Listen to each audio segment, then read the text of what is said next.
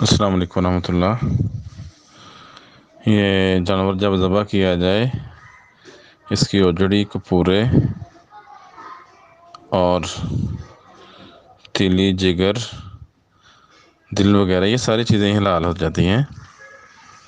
فقہ حنفی کی روح سے جب بکری کو ذبح کیا جائے یا بکرے کو تو اس کی 7 چیزیں وہ مکروہ قرار پاتی ہیں، بلکہ اس میں بدائع الصنائع میں اور در مختار میں اس کو مکروہ تحریمی یعنی حرام کے قریب چل جاتی ہے، مکروہ تحریمی قرار دیا ہے۔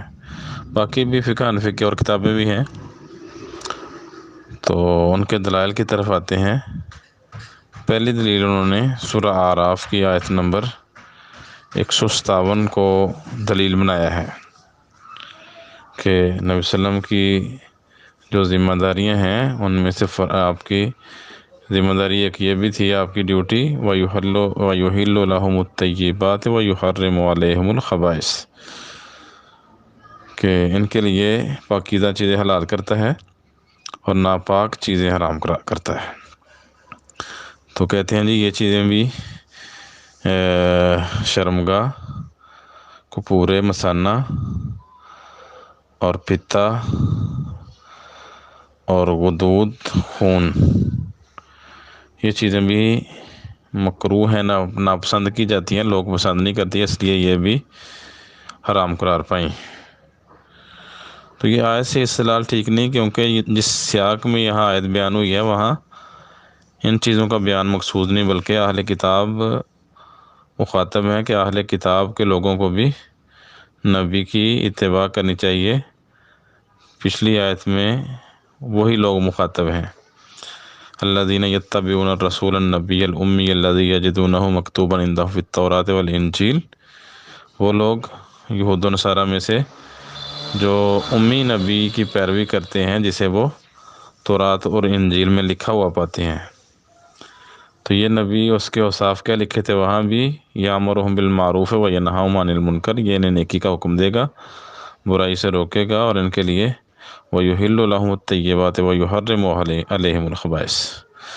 تو تفاسیر میں ابن کثیر اور دیگر تفاسیر میں یہی لکھا ہوا ہے کہ تورات و انجیل میں جو لوگوں نے چیزیں حرام کی ہوئی تھیں اور اصل میں حلال تھیں، تو تورات و انجیل کے ماننے والوں نے اپنی طرف سے حرام کر دی، اس نبی نے وہ ساری چیزیں حلال کر دیں۔ جیسے اونٹ کا گوشت اور چربی وغیرہ تھی، یہ حلال تھی، لیکن انہوں نے اپنے اوپر حرام کر لی تھیں، اللہ تعالیٰ نے یہ چیزیں اس نبی کے ذریعے حلال کر دیں۔ ایسے ہی ناپاک چیزیں جنہیں یہ حلال سمجھتے تھے تھیں حرام، جیسے سور کا گوشت ہو گیا، شراب ہو گئی، جوا ہو گیا اور زنا وغیرہ، یہ ساری چیزیں ان کو یہ یہود و نصارہ حلال سمجھتے تھے، اس نبی ان پر یہ چیزیں جو اصل میں حرام تھی ان کو حرام قرار دیتا ہے۔ تو یہ ان چیزوں کی بات ہو رہی ہے یہاں۔ مذبوحہ جانور کے یہ جو حصے بیان کیے جاتے ہیں، انہوں نے 7 چیزیں بیان کی ہیں، ان کی بات ہی نہیں ہو رہی۔ ایک دلیل مثلا استدلال غلط ہو گیا۔ دوسرا جو احادیث سے دلائل دیتے ہیں وہ حدیثیں ثابت نہیں ہیں۔ پہلی حدیث ہے مصنف عبدالرزاق میں، المراسیل ابی داود اور سنن کبریٰ بہقی، اس میں یہ روایت ہے، مجاہد بیان کرتے ہیں، کان رسول اللہ صلی اللہ علیہ وسلم یکرہ من الشاۃ سبعا، نبی صلی اللہ علیہ وسلم بکری کی 7 اعضاء کو ناپسند کرتے تھے، خون کو، والحیا، پچھلی شرمگاہ، والانثیین، اور کپورے، والغدہ اور غدود، والذکر، ذکر، والمسانہ، مسانہ، والمرارہ، پتا، یہ چیزیں ناپسند کرتے تھے۔ تو یہ مصنف عبدالرزاق میں 8771 نمبر روایت ہے، اور مراسیل ابی داود میں حدیث نمبر 465، سنن بہقی میں حدیث نمبر 19700 ہے۔ تو یہ حدیث ایک تو مرسل ہے، مجاہد تابعی ہیں، نبی صلی اللہ علیہ وسلم سے بیان کر رہے ہیں، درمیان میں صحابی نہیں، تو بالاتفاق تابعی صحابی سے روایت کرے تو وہ مرسل ہوتی ہے، اور مرسل روایت محدثین کے نزدیک بالاتفاق ضعیف ہے۔ دوسری علت اس میں ہے، مجاہد کے شاگرد ہیں واصل بن ابی جمیل، یہ مجہول راوی ہے۔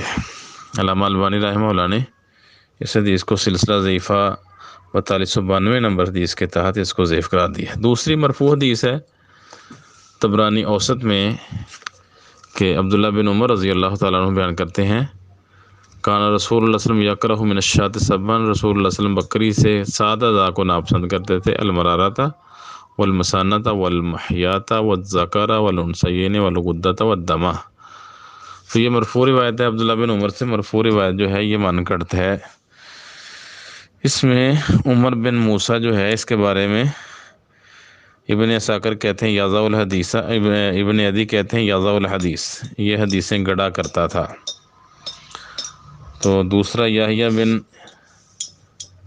یہ یحییٰ راوی ہیں اس میں، یحییٰ الحمانی، یہ بھی کمزور راوی ہیں۔ طبرانی اوسط میں ایک روایت ہے،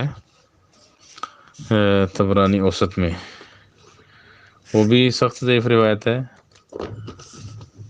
تو اس لحاظ سے اس طرح کی کوئی روایت اللہ کے رسول سے ثابت نہیں جس میں ان اعضاء کو مکروہ قرار دیا ہو، حرام تو دور کی بات ہے۔ تو اس لیے ان میں سے کپورے جو ہیں وہ سارے لوگ ہی کھاتے ہیں، یا ٹکا ٹک چلتا ہے، بڑے لوگ شوق سے کھاتے ہیں اور اس کا ریٹ بھی کافی زیادہ ہوتا ہے۔ اسی طرح یہاں سے انہوں نے اپنی طرف سے اوجڑی داخل کر لیا، حالانکہ اوجڑی کا یہاں ذکر ہی نہیں تھا۔ تو اوجڑی جو یہ بیان کرتے ہیں 7 چیزیں، ان میں ضعیف احادیث میں بھی ذکر نہیں، تو اپنی طرف سے ہی اس کو مکروہ تنزیہی یا مکروہ تحریمی کر کے حرمت کے درجے پہ لے جاتے ہیں۔ تو یہ انتہائی سفاکیت ہے۔ حرمت و حلت و حرمت کا اختیار اللہ تعالیٰ کے پاس ہے، یا رسول کے ذریعے اللہ تعالیٰ کچھ چیزیں حرام قرار دیتے ہیں، باقی امت کے کسی فرد کو حلت و حرمت کا اختیار نہیں۔ اور جو اس درجے پہ چلا جائے، خود کو لے جائے یا کسی کو اس درجے پہ پہنچا دے اور اس کی حلت و حرمت کو تسلیم کر لے، تو اسے اپنے ایمان کی فکر کرنی چاہیے۔ السلام علیکم۔ السلام علیکم ورحمۃ اللہ۔ یہ جانور جب ذبح کیا جائے، اس کی اوجڑی، کپورے اور تیلی، جگر، دل وغیرہ، یہ ساری چیزیں حلال ہو جاتی ہیں۔ فقہ حنفی کی روح سے جب بکری کو ذبح کیا جائے، صدقہ جاریہ حاصل کرنے کے لیے اس ویڈیو کو لائک، کمنٹ اور شیئر کرنا مت بھولیں۔